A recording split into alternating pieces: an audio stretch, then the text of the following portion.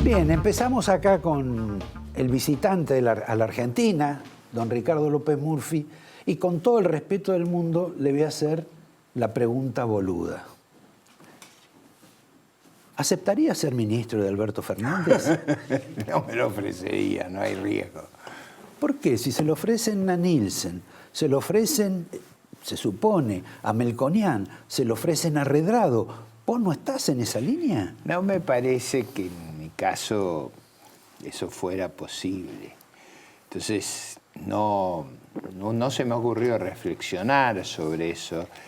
En el fondo, a lo largo de mi vida he expresado otra visión de cómo debe organizarse nuestra sociedad, nuestros valores. Eso está claro, pero ¿qué es lo? Porque yo no entiendo lo de Alberto Fernández todavía. No sé si representa al progresismo o representa, o de pronto le toca representar por otras razones, a figuras como Nielsen o Redrado o el promovido Melconian, que tampoco tienen que ver y en todo caso, digamos que no estás tan lejos vos de ellos en algún aspecto. No, yo, por supuesto que el caso que a mí más me impactó de todos ellos es el de Melconian, pero que además acaba de sacar un libro donde es muy preciso en sus comentarios sobre lo que él cree. Estuvo 2 veces con Alberto Fernández. Y eso, digamos, sería una noticia que me sorprendería. Como a su manera me sorprendió el resultado electoral, no la derrota del gobierno, sino la magnitud de el la margen. derrota. Y eso, creo yo, no es que me sorprendió a mí, produjo un colapso en los mercados por 2 razones. Primero, porque los mecanismos de investigación social que hay en la Argentina fallaron rotundamente. No solo los argentinos. No, claro, y hubo algo ahí importante. Yo, por ejemplo, he empezado a revalorizar la profesión de los economistas. No nos equivocamos por tanto. O sea, esta cuestión de los encuestadores fue de una dimensión extraordinaria. Lo único es que cuando ustedes se equivocan uno pierde mucha plata. Es verdad. Bueno, no, con los encuestadores también. Sí, pero o sea, ¿quién cree en los encuestadores? No, bueno, los mercados de capitales tuvieron entre el 9 de agosto y el 12 de agosto, la novedad fue la elección del 11, y hubo un colapso de la demanda de activos, un colapso. Yo nunca había visto algo igual. Que eso tiene que ver con los 2 problemas. Primero, con una información equivocada. Los mercados proyectan ciertas informaciones, proyectan el futuro. Y se encontraron que lo que creían no era. Y en segundo lugar, bueno, si hubiera ganado López Murphy no habría habido esa reacción, pero ganó gente que justamente o injustamente produce singular resquemor en los que invierten en activos latinoamericanos. O sea, hubo algo que no se ve en nuestros vecinos. Bueno, por eso era la pregunta que te había hecho con relación a la convocatoria que tiene Fernández en el mundo económico, con algunas personas, digamos, del viejo régimen de Cristina, que estaban con ella, que trabajan con él, con algunos de los colaboradores, toda una legión de gente de unos 40 años, que ya casi es una expresión generacional más que una expresión profesional, y la llamada o la invitación a charlar, quizá para conocer a personas que no son precisamente caratuladas de progresistas. ¿Eso qué significa? Que Fernández, como diría el Che Guevara, una vez en el poder, ahí tiñe el poder hacia qué lado. No, eso no lo sé. Yo lo que diría... No, pero a mí me trajimos este programa para que nos digas No, pero algo. yo no voy a hablar de lo que no sé. Lo único que falta que además sea digamos, un adivino de la mente de Fernández. Eso no es una perspectiva que estoy absolutamente negativo a incurrir en ese viso Ya lo vas a profesional. hacer próximamente, si es presidente. No. Yo diría, a mí me parece razonable en cualquier país del mundo que quien va a tener responsabilidades significativas recorra un espectro de opiniones lo más amplio posible para nutrirse de información y además tratar de entender lo que van a ser, le guste o no le guste, los interlocutores del futuro. Eso me parece razonable.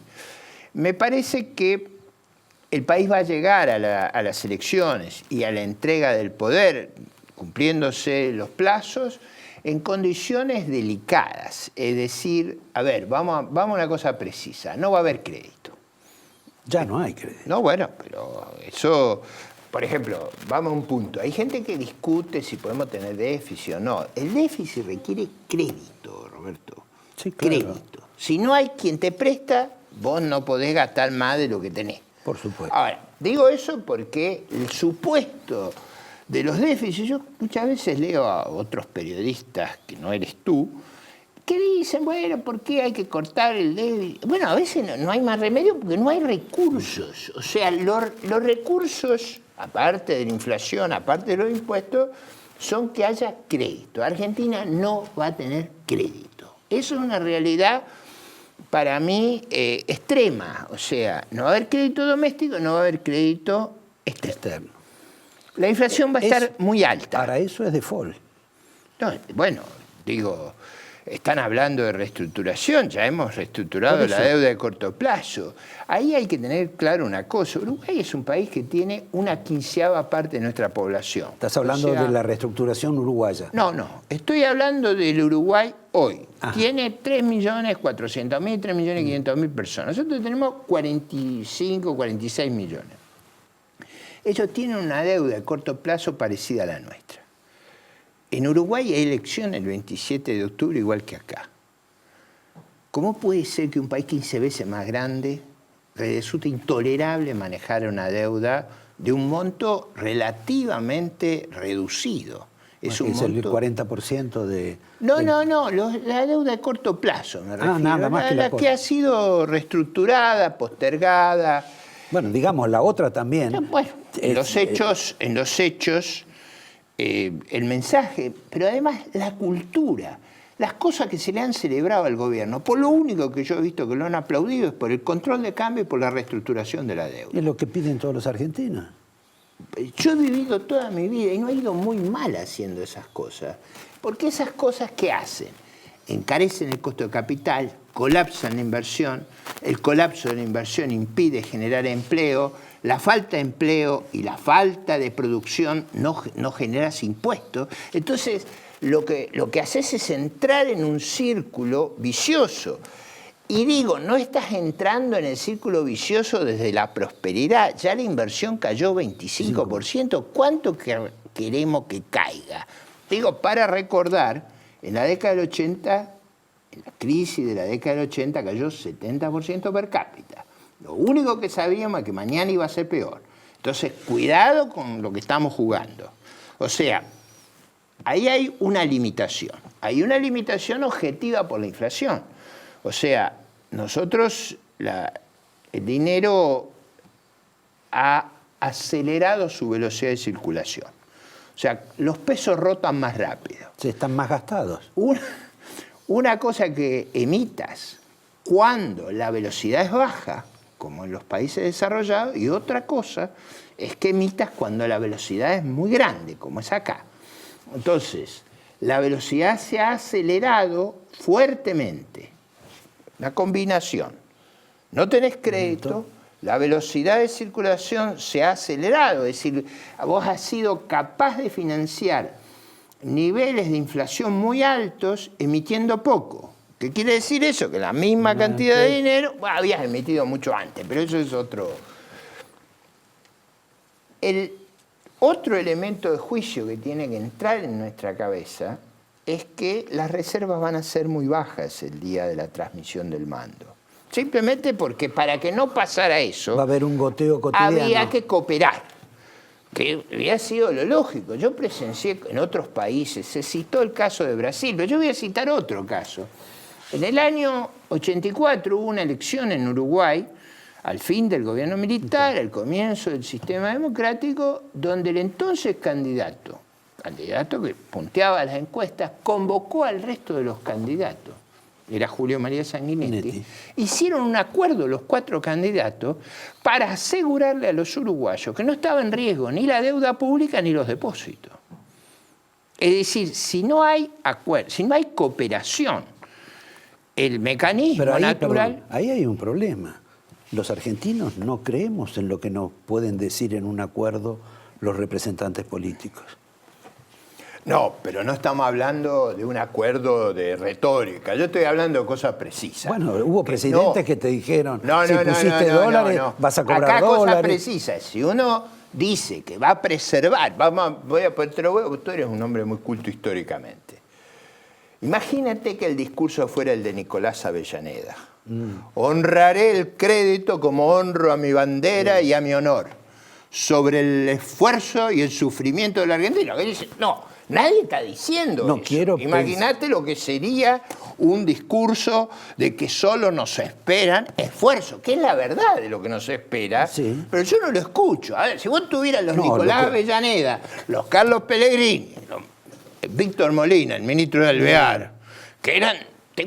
Nosotros volvimos en la época de Alvear a la convertibilidad anterior a la guerra, al mismo tipo de cambio. Bien. Lo que no pudo hacer Francia ni el Reino Unido lo hicimos nosotros. Teníamos menos inflación que Estados Unidos, crecíamos más. O sea, no es que nunca lo hicimos. Ahora, ese lenguaje... También tuvimos como 7 u 8 defaults. No, 9. 9, bueno, mira. No, pues digo, un número... Hasta ahí ya no se sumaron. No, porque la alegría es cuando decimos que vamos a reestructurar. Yo a todo el mundo lo escucho, hay que reestructurar. Eso no es el lenguaje de Nicolás Avellaneda. ¿Por qué el lenguaje cuál fue? ¿Por qué la Argentina pasó de ser un país pobre a ser uno de los países más ricos del mundo? Porque supo convocar el crédito en inversión en magnitudes excepcionales. La única limitación a nuestro crecimiento es que no venían máquinas e inmigrantes en ritmo suficiente. Es decir, no crecíamos más porque no había con qué traer las máquinas y la gente. Convengamos que durante la administración Macri no le faltó crédito. Tuvieron crédito y lo usaron mal. O sea, ¿por qué lo usaron mal? Porque la idea era correr la arruga, era postergar, era no enfrentar los problemas. La Argentina tuvo crédito muy caro, a tasas extravagantes. Lo que había que haber hecho era... Y Argentina tiene un problema en ese sentido. Nosotros tenemos intolerancia a la deuda. Cuando la deuda crece un poquito se nos ocurren ideas locas. Entonces no hay que tener mucha deuda. Los japoneses pueden tener 200 puntos de producto de deuda. Más, te voy a contar una anécdota. En el 2002 a mí me invita a Japón a hacer una visita, a conocer sus institutos de investigación, en defensa, en inteligencia, en monetarios, comerciales, de todos los temas de Japón me invitaron un mes. Me preguntaban... ¿cuántos dirigentes argentinos se suicidan por no poder cumplir con los compromisos? Y yo estaba por decir, no me animaba a decirle, no sabe el festejo que fue cuando declaramos el default.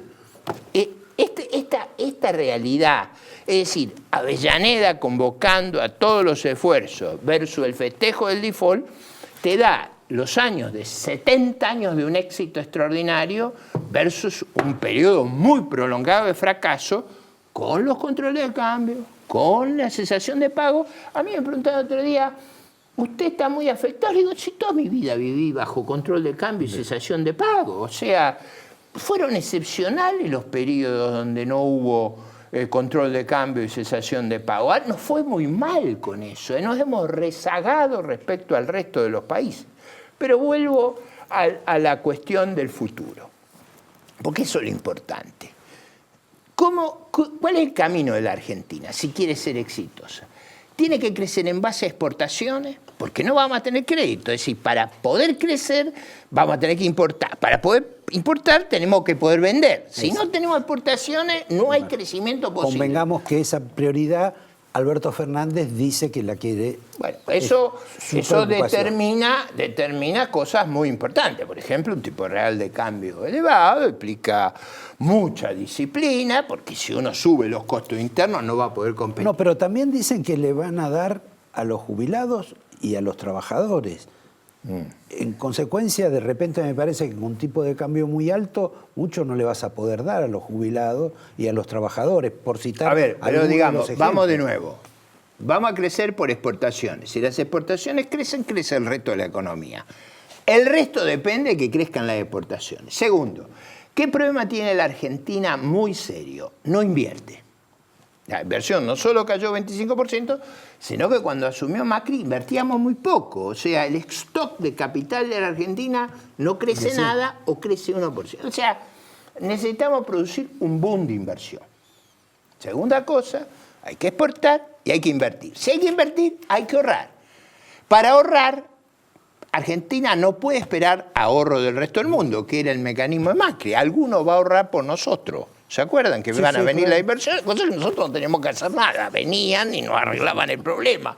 No, pero digo... Sí, era el modelo. Esta fue la mentalidad. O sea, acá hubo una mentalidad que íbamos a tener mucha suerte, que íbamos a crecer mucho, que iban a venir inversiones y nosotros sentados en la hamaca íbamos a ver cómo éramos exitosos. Es una cosa que yo no puedo entender cómo se puede pensar con seriedad.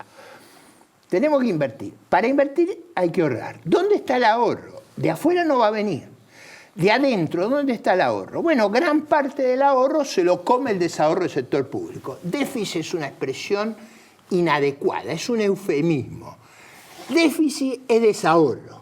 Entonces, si vos querés invertir, tenés que ahorrar. Si tenés a alguien que desahorra, te mata. Déficit no va a poder haber, porque no hay crédito y porque necesitas el ahorro para la inversión. ¿Qué otra cosa necesitas?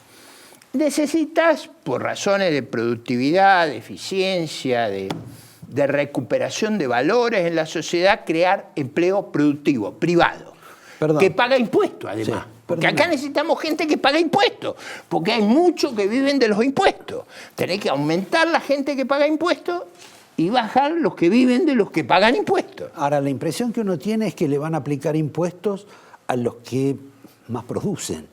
Y la teoría del ahorro no es algo que esté en la cabeza del futuro gobierno, si es que Fernández es gobierno. Porque el otro día lo escuché decir a Felipe Solá, que se presume que puede ser el canciller, que hay que terminar con eso de los que amarrocan en dólares. Porque amarrocar es ahorrar, ¿verdad? Pero eso, la gente, ¿por qué compra dólares? Eso también hay que entenderlo. La gente le tiene pánico. Sí, pero no me digas a mí. A que el gobierno le incaute los ahorros, sí, que los mate con inflación. Entonces, en realidad la gente compra divisas extranjeras u oro para protegerse del saqueo. Y lo saca también del país por esa razón. Bueno, pero es justamente, el temor es, a ver cómo lo puedo poner de una manera fina, hay incertidumbre jurisdiccional. O sea, vos lo que no querés tenerlo es cerca del poder de la política argentina. Y digo, esto es más amplio que la coalición que salió primera, porque es más amplio el problema. Yo me acuerdo cuando tuvimos la corrida en el 2001, la corrida en el 2001 ocurre cuando el Congreso vota la ley de intangibilidad de los depósitos. Es el único país que dicen que una ley dice no te vamos a agarrar los depósitos. Acuérdate lo que pasó. La gente dijo, vienen por nosotros, o sea, decodificaron al revés. En vez de creer que se les robustecían las garantías, creyeron que los iban a... Lo que ocurrió. Digamos, el mismo Congreso que les hizo eso, les metió el corralón y los limpió. Entonces, una cosa explica la otra. Si uno quiere que la gente ahorre en pesos, como lo hace en Perú, como lo hace, o en soles en Perú, como lo hace en Chile, no se le ocurre. ¿Por qué? Porque ahorrando en el sistema gana más que afuera y no tiene ningún temor que se lo roben. Es decir, lo lógico sería que vos ahorrar acá, porque debería pagarte más ahorrar acá. Conocés mejor los mercados, es decir, es natural. Ahora, ¿por qué le tienen pánico? Esto es vital entenderlo. Exportaciones, inversión, empleo privado, lograr ampliar la base que paga impuestos, eso es lo que crea la base económica para que haya más posibilidades de auxiliar o de mantener el auxilio a los sectores más vulnerables de la sociedad. Sin base económica, todo lo otro es blableta, no va a haber ninguna posibilidad. Perdón, porque se nos va el tiempo. ¿Vos crees que eso es lo que piensa el futuro gobierno, la fórmula de los dos Fernández? Yo creo que este programa es inescapable. Ahora, los programas a veces ocurren por convicción o por accidente.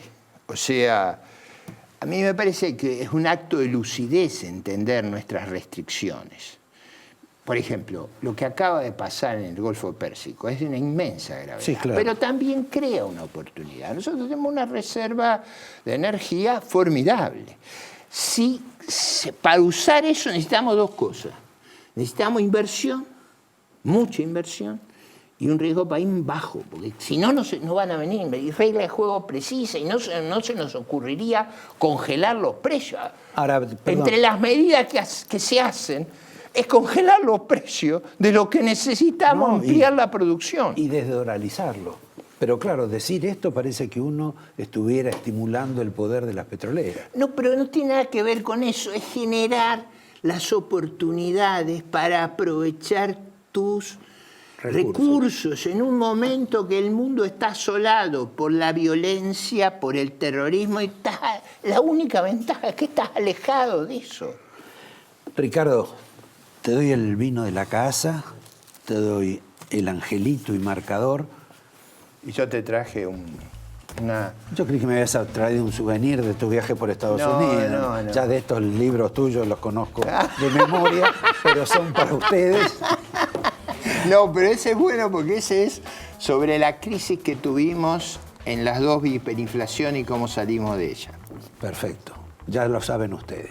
Te agradezco otra vez gusto. Y a ustedes los invito acá a hablar sobre un acontecimiento novedoso que hay en la vida política argentina, que es en algún sentido la gente que se quiere ir o que piensa en irse o que pregunta en los consulados para irse. Consecuencia de otro fenómeno, que es cierta inseguridad, yo diría casi mental, por el avance de algunos sectores que no solo piden la reforma agraria, sino también la reforma urbana, que han ocupado casas y han generado una situación que solo compromete en apariencia a la izquierda. La izquierda es algo más del 3% de la Argentina. Y sin embargo, con eso solo produce un temor dentro de la sociedad muchísimo más grande. Pero tiene algo que ver también con esa dicotomía que mencionaba López Murphy. Para mí es crucial la defensa de la Constitución, el verdadero pacto que hay en la Argentina. El único que nos sostiene como nación es la Constitución Nacional. Espero que todos entendamos el inmenso valor que eso tiene. Con Miguel Ángel Toma también vamos a hablar de eso y del nuevo orden, tal vez, que mencionó la doctora Cristina de Kirchner, que también lo dicen los curas, el nuevo orden, pero bueno, lo hablaremos con él, porque él también me parece que anduvo con los curas en una época. Ahora vamos a resolverlo. Gracias, Ricardo.